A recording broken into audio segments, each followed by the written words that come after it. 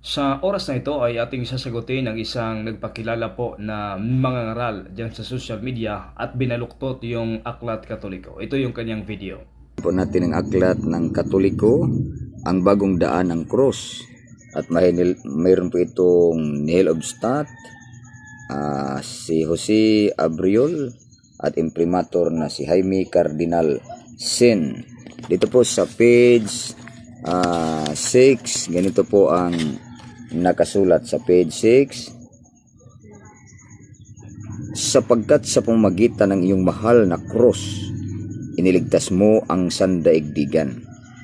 Ang krus na pala ang nagligtas, hindi pala yung ipinako doon sa krus.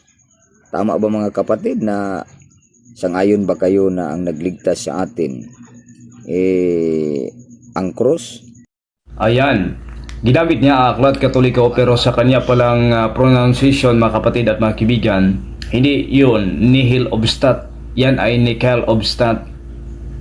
Kasi hindi po yan Bisaya ang pagbasa, sapagkat hindi po Bisaya ang salitang Nihil Obstat, hindi yan Nihil Obstat. So ito na, klarong-klaro na meron ng kamalian sa naturang pagkuha sa ating aklat.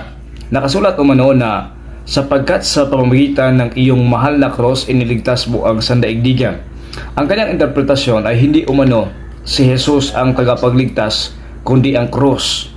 Yan ang maklaro natin na taliwas sa naturang aklat at sa komprehensyon ng pagbasa.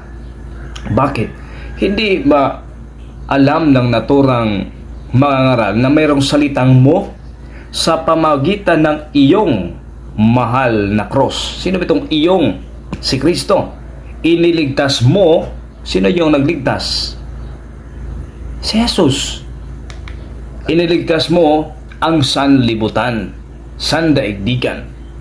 Hindi ibig sabihin na ang cross yung nagligtas, kundi nagligtas ang Panginoon sa pamamagitan ng cross. At yan yung sinabi ni San Pablo sa Galacia 2:20 na sabi niya, namatay akong kasama ni Kristo sa krus.